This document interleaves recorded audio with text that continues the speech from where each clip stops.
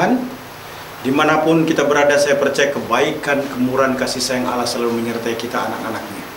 Kembali bersama dengan saya Pendeta Dr. Hanas DTH dalam program Reministry. Kita akan merenungkan firman Allah yang sejuk, yang membuat kita semakin bertumbuh, berakar, dan berbuah di dalam Kristus Yesus Tuhan kita. Di sesi ketiga khotbah saya, sudah saya sampaikan bahwa Alkitab diilhamkan Allah, dipastikan menjadi pedoman istimewa hidup orang percaya. Tekanan utamanya pada Alkitab pedoman hidup yang bermanfaat untuk menyatakan kesalahan. Dalam 2 Timotius 3 ayat 16, Alkitab diilhamkan Allah, dipastikan menjadi pedoman istimewa hidup orang percaya. Di sesi yang keempat ini, tekanannya adalah Alkitab pedoman hidup yang bermanfaat untuk memperbaiki kelakuan. Istilah kelakuan ini menggunakan kata epanortosin dari gabungan dua kata epi dan anortoo. Artinya memperbaiki kelakuan atau correction.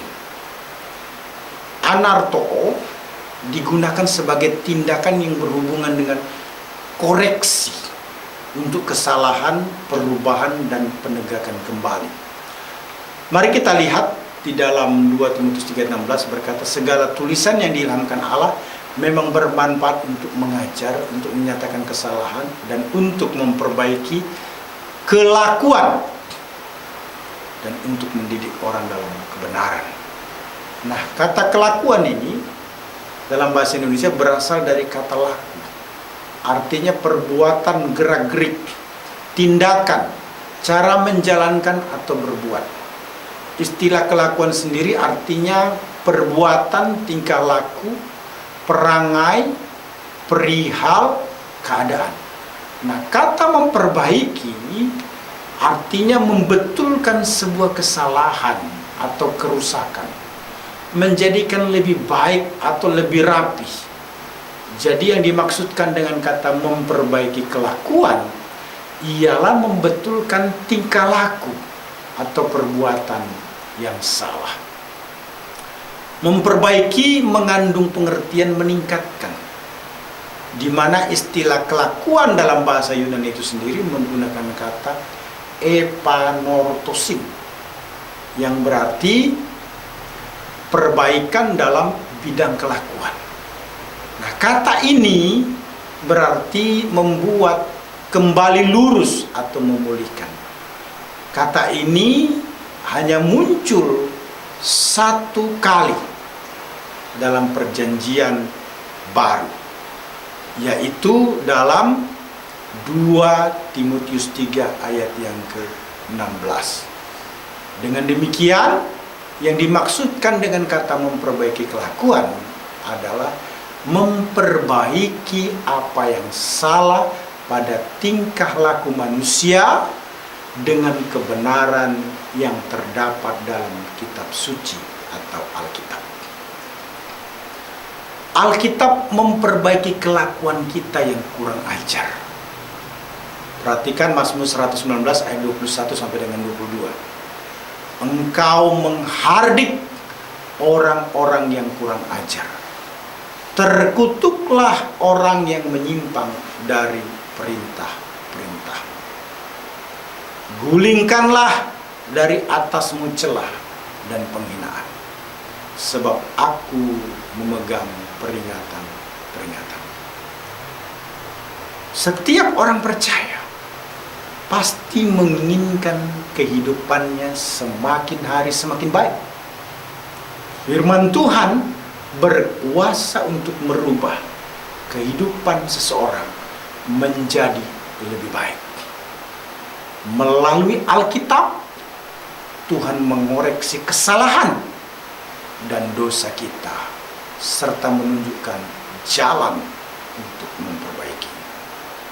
Melalui Alkitab, Allah tidak hanya menunjukkan kesalahan kita, tetapi Ia juga memberikan solusi bagaimana memperbaiki yang salah.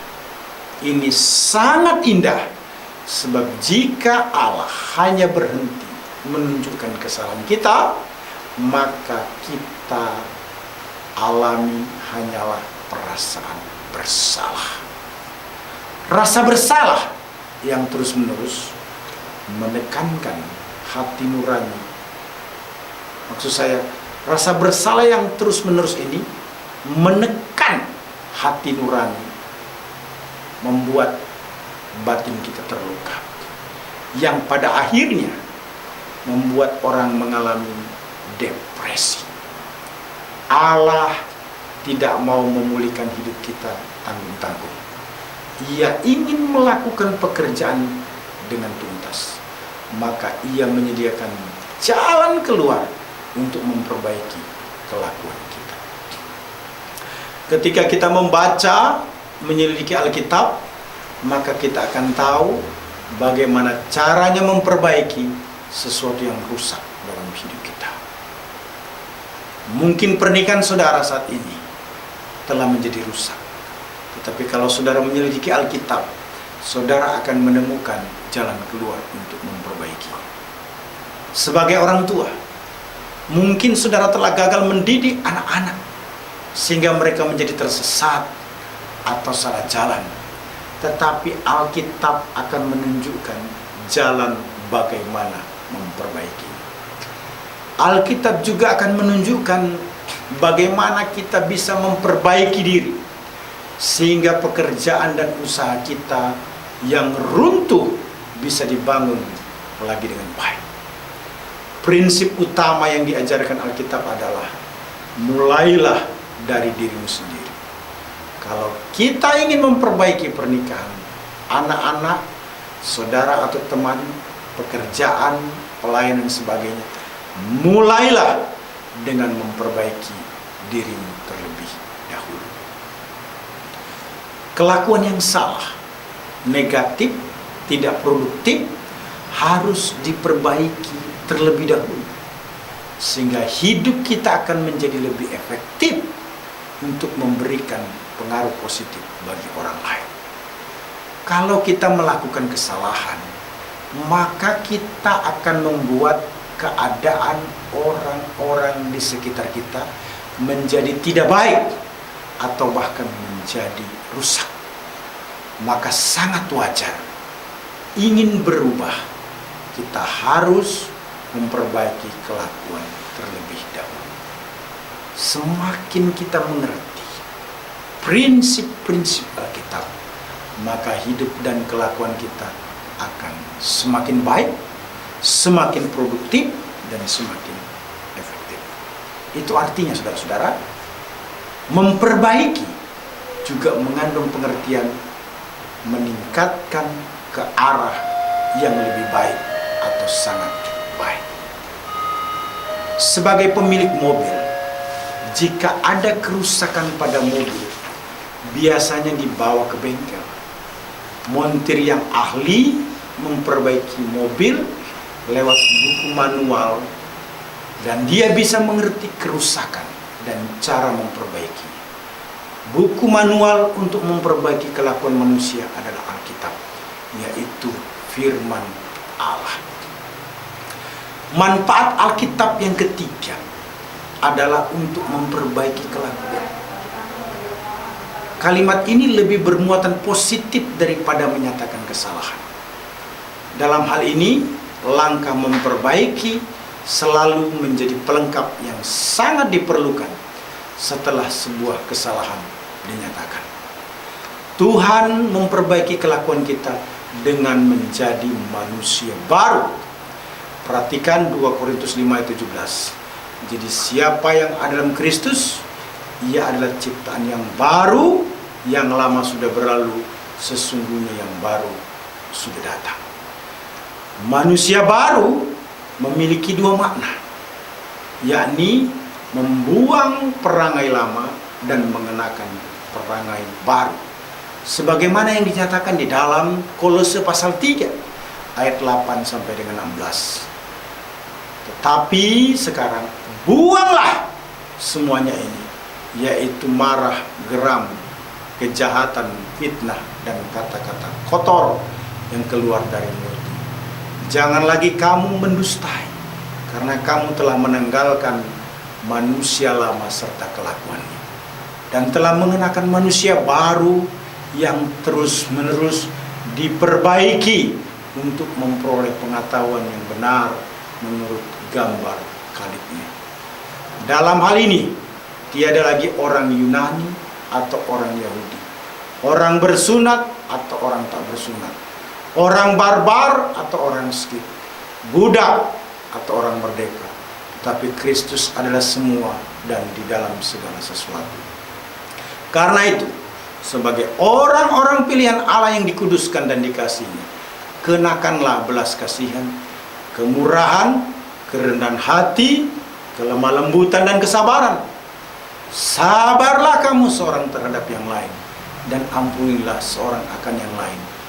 Apabila yang seorang menaruh dendam terhadap yang lain, sama seperti Tuhan telah mengampuni kamu, kamu perbuat jugalah demikian.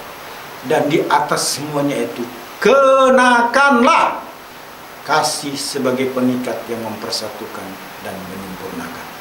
Hendaklah damai sejahtera Kristus memerintah dalam hatimu, dan karena untuk itulah kamu telah dipanggil menjadi satu tubuh, dan bersyukurlah.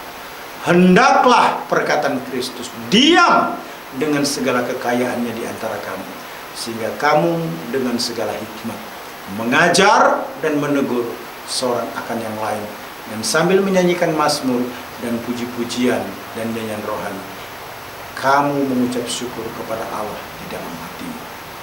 Jadi sebagai orang yang di dalam Kristus, maka kita harus membuang manusia lama, tidak mengenakannya lagi, dan menggantikannya dengan manusia baru. Sebagai bukti kita mengalami perbaikan kelakuan yang dikerjakan oleh firman Allah. Haleluya. Immanuel, Tuhan Yesus memberkati. Amin.